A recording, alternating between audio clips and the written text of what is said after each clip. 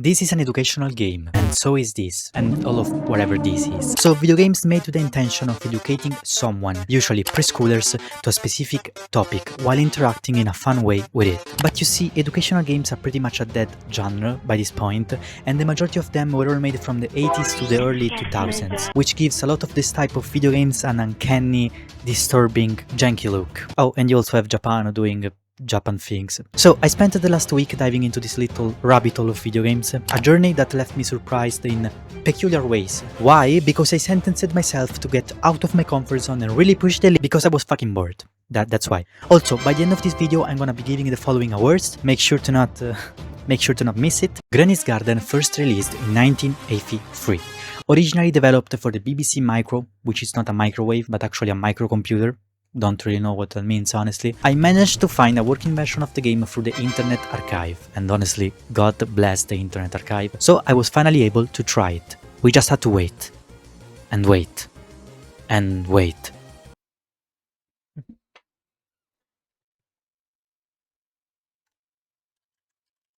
Yes. The story is pretty straightforward. The player, while visiting their grandmother's garden, gets magically transported to the Kingdom of Mountains, where a witch has kidnapped the 6 children of the king. The goal of the game is to find these 6 children scattered throughout the map, while avoiding the evil witch by solving logic puzzles. I was kind of surprised to see that Granny's Garden saving system is weirdly engineered, to say the least. Probably someone in the comments can tell me why, but to save the game in Granny's Garden, you don't actually save the game. Once you progress with the first puzzle and find the first children, the game gives you a password to insert once you start the game again, which will make you able to continue playing from that point forward. Probably some limitation given by the BBC Micro, but I don't honestly know. Back to the game, honestly, I'm not gonna lie, I kinda dig the art style of Granny's Garden, even if it's like an accidental charm. I mean, this was made in 1983, that's like 200 years ago. The game is actually not as bad as I thought it would be, but I find it funny that while trying to make an educational game for kids, they actually made one of the first horror games in gaming history. Wow. I don't feel really safe, to be honest. After finding Tom, we finished the first part of the game, and the only obstacle for going forward was actually the hardest challenge in Granny's Garden, the loading screen. So we waited, and waited, and waited, and then I watched a video on YouTube of a guy playing the second part. My 2 cents on this game is that the puzzles itself are not really great, they all come down to trying every single answer and guessing randomly. Horrible educational game, but great horror game. I can actually see a few kids in the 80s getting traumatized by the mushroom and the witch. 8 out of 10. Reader Rabbit, it's actually a franchise of educational video games. Beginning in the 1984 Reader Rabbit franchise saw releases up until the 2018 Reader Rabbit Jump Smarter, where things are looking a little bit less creepy and it's actually a platformer game, but the original game is something else. A point-and-click adventure following Reader Rabbit and incredible characters such as Sam the Lion or Matt the Mouse.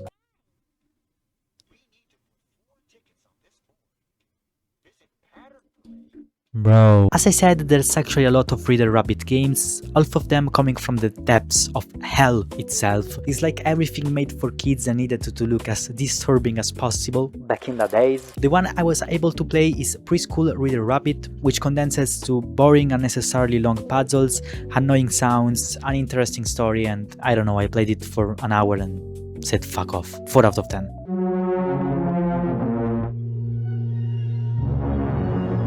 Unfortunately, I wasn't able to make this game run on my computer. You can download the ISO from sites like My Abandonware. Most of these games require emulation or virtual machines to run, and I'm way too stupid to figure that out without a tutorial, which I haven't found anywhere for Roly-Polys. So I'm just gonna be showing some footage on the background. The game was actually created by the developer Osamu Sato in response to his previous extremely disturbing work. I digged a bit into it. Not too much, and I was able to find a game named Eastern Mind, made by Osamu Sato in 1994, which, yeah. And his other work, LSD Dream Emulator, which speaks for itself. Roly-Polys is supposed to be, and I quote, a more light-hearted and family-friendly educational game compared to his previous work. I mean, there's no elements of gore or violence, but the game is still really fucked up. Like the man himself, Osamu Satu, can't stop himself of going for that mushroom trip vibe. The educational part of this video game is supposedly teaching young Japanese kids English, which, yeah, I mean, the game goes through all of the English alphabet and translates a few metaphors, but learning English with the side effect of becoming schizophrenic, it's not really worth it, in my opinion. Game-wise, it is a combination of minigames, from precising pooping to moving boxes to the digestive system to this. And don't worry, I'm confused as much as you are. It never released outside of Japan and was actually considered lost media for quite a while. The part Nanakorobi Yaoki actually translates to falling down 7 times and getting up 8. Pretty cool, but I still don't understand what the f is going on here. You know what? I love freaky art styles, so 9 out of 10. Catch the Storm, it's a Swiss game developed by Phenomedia and released in 2001. Was created to raise awareness for HIV and the general use of protection while engaging in sexual activities. It takes place inside a where the player has to protect a couple having sex by shooting condoms to incoming Definitely the first one in my bloodline to say that out loud. Okay, you can just spam and you're good to go, actually. I can't imagine someone pitching this idea to a developer, and the execution is so stupid it's actually funny in a weird way. Every time you start the game you have to hear a guy moaning, which I'm not gonna play to you as your ears don't deserve to be treated that way. The gameplay itself, it's only catching the incoming sperm, with some occasional bacteria here and there. At least I think that those are bacteria, I don't know, I never had sex. And I didn't manage to reach more than 3500 score because I was playing with 5 FPS. I don't know if this had any effect on raising awareness for a good cause. I honestly don't understand how someone can expect something like this to be taken seriously to begin with, but hey, the UNICEF was somehow involved with this, so I guess 2 out of 10 for the idea, but 10 out of 10 for the accidental funny execution. Okay, I feel pretty educated. The game tells the story about how Professor Timestein, yeah, you heard that right, has gone missing, and it's of course up to us finding him. It starts by meeting the time fugitive who is responsible for the disappearance of the professor, cause, and I quote, "It's time history gets the attention it deserves." You know what? I'm with you on that, bean-looking smiley creepy hassle. Timestein is trapped in time, and to save him, the player has to use a time machine to go back to different periods in the history of time and complete a time trial in each one of them. It's actually educational in the sense that it does really teach you something about history, even stuff I didn't know about. The time fugitive guy is an insufferable and annoying foe. I actually hate him. But I mean, you go to ancient Egypt, you get to see ancient Greece, the Roman Empire. It only lacks a bit on the game part, because the time trials are actually just stickers you have to find by clicking on stuff on the map. Still better than modern Bethesda's game design, 8 out of 10. Donkey Kong Jr. Math actually released for the Nintendo Entertainment System in 1985. You'd be surprised to know the sheer quantity of educational games Nintendo made up until the 2000s, and this one is obviously about mathematics. 86. 86.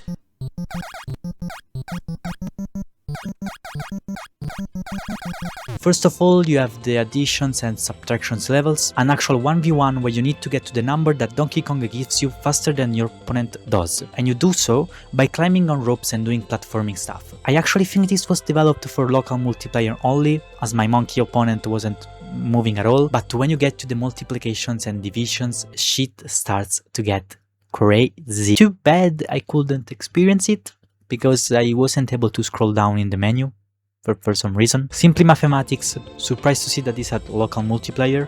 Also, correct me if I'm wrong, but I think Donkey Kong Jr. it's actually a first ideation of Diddy Kong, and for that fact alone it gets a 7 out of 10 for me. Cosmology of Kyoto is an adventure game released in Japan in 1993. It's actually the only first-person point-and-click adventure that you'll find in this video, and it's an hard game to describe.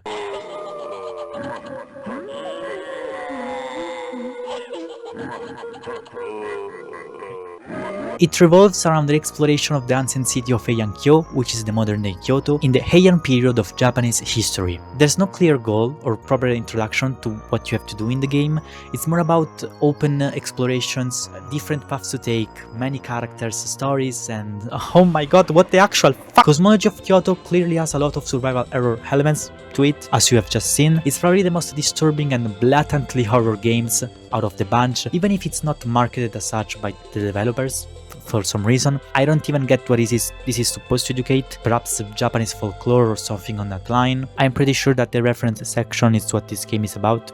You can actually click on it and it will walk you through the locations and characters you have faced while playing. It's playing Buddhism and Japanese folklore through an immersive horror experience. Unfortunately, it was already hard to make this game run on my PC to begin with, and I ended up encountering numerous bugs, crashes and softlocks while playing it, which made it impossible to progress or save. Still, the art style is actually gorgeous. There's some actually beautiful artworks, character designs and color palettes in this game. Game design wise, it's actually impressive. The progress is not linear, which makes the exploration actually interesting. Exploration that also rewards you with the items you need to progress, and the eerie atmosphere given by the missing sky and empty streets, it's terrifying in a beautiful kind of way. And then you also have a woman that turns into a fox simply to piss on you and run away. I have no idea what is going on here. I don't know what else to say.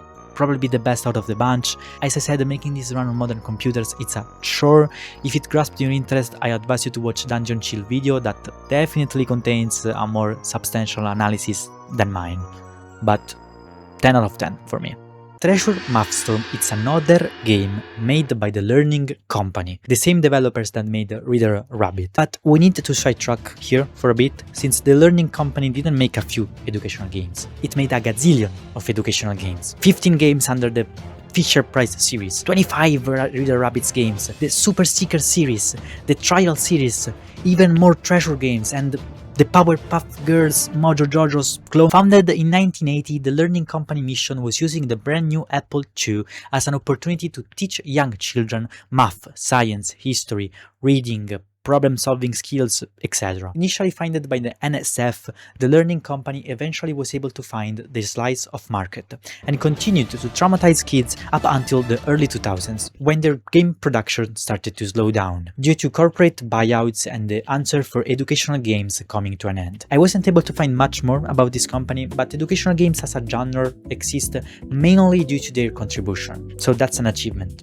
I guess. Now back to Treasure Mathstorm. I saved this to last because I genuinely hate everything about this. The game is about this kid, being the protagonist of every Super Solvers games, that needs to find the treasures that are scattered throughout this mountain that was frozen by this evil guy. There's elves walking around with the most 90s looking janky animation I've ever seen, but you also have an in-game currency, a shop, a proper inventory system, and much more. The sound design is horrifying in a bad way. The bird giving clues and hits is probably what annoying sounds like. Soundtrack kinda goes hard though.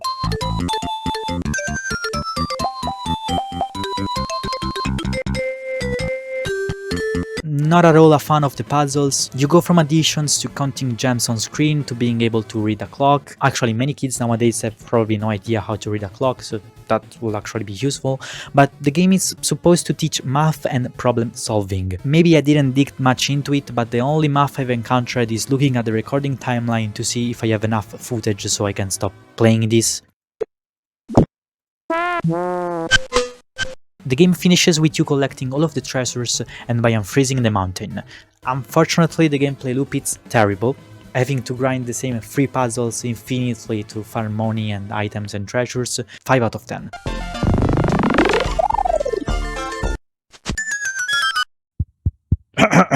I'm honored to show you the winners for each category.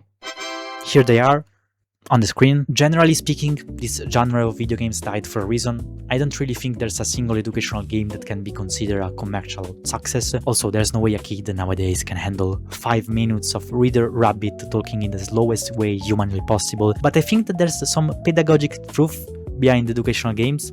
With my 22-year-old brain, I had my brief moments of investments, like with my first Amazing History Explorer teaching me history about my country, or Roly-Polys telling me something and catch the telling me to catching the So you can only imagine the interaction a 5-year-old can have with something like this. I think that educational games could honestly be revisited, maybe with a less freaky, creepy look, please. Well, hope you enjoyed exploring what true horror looks like. If you played any of this in your childhood, please let me know in the comments. I'm genuinely curious. And if you enjoyed the video, consider liking, subscribing would be even better, but I don't want to ask too much. And hopefully see you in the next one.